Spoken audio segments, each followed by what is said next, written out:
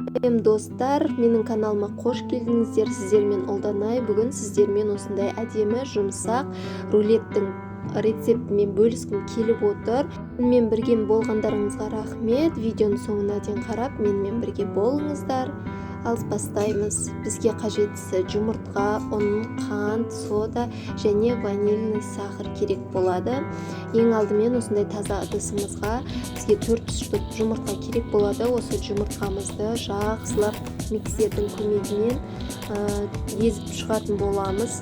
Бірдей масса болып, осылай жұмыртқамыз көпіршуі керек.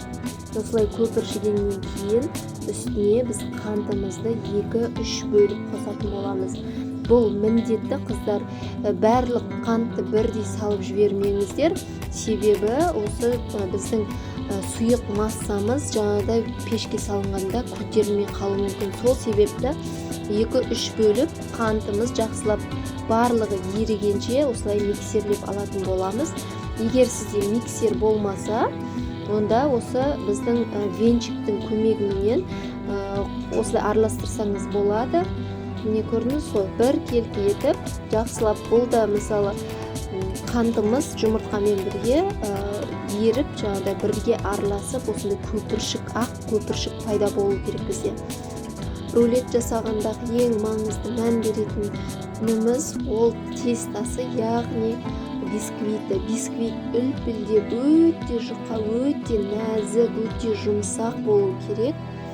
Міне қантымызды соңғы бөлігін салып, тағы да араластырып ерігенше алатын боламыз.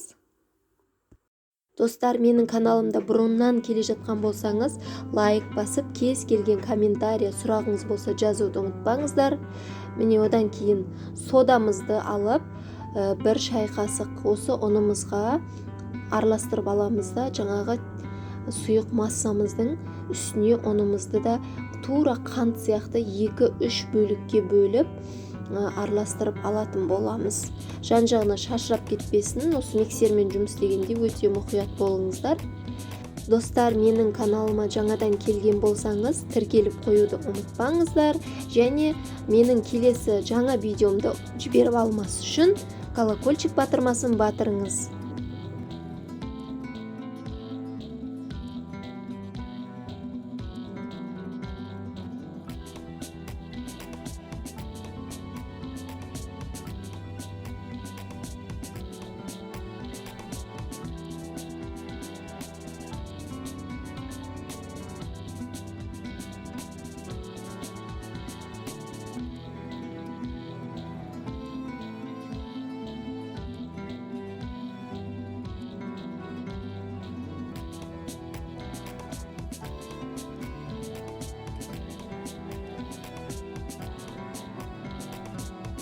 Мінекей көрдіңіз ғой, сұйық осындай масса шығу керек, онды көп қоспаңыздар, тығыз болмау керек.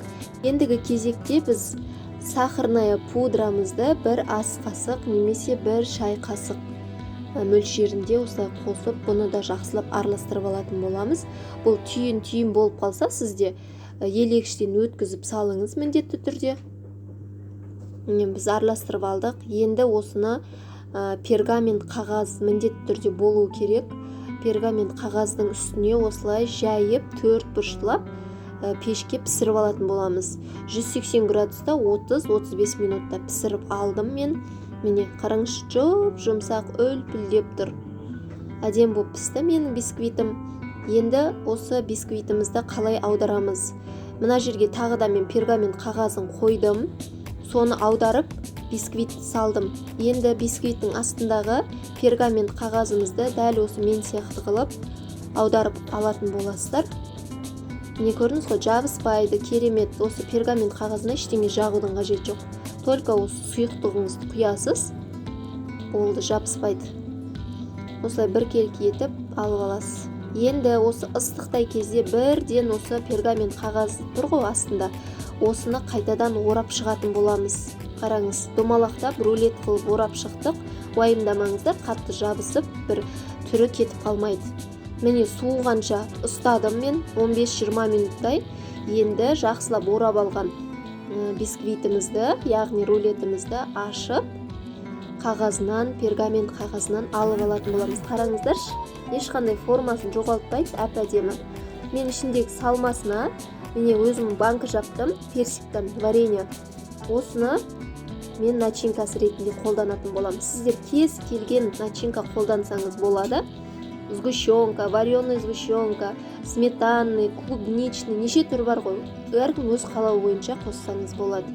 Міне мен пропитка жасаған жоқпын. Бұл рулетке мүлдем пропитка жасаудың қажет жоқ. Осылай вареньяның өзін су бар ғой, соны алдым да мен шамал-шамал құйып шықтым, көріп тұрғандарыңыздай.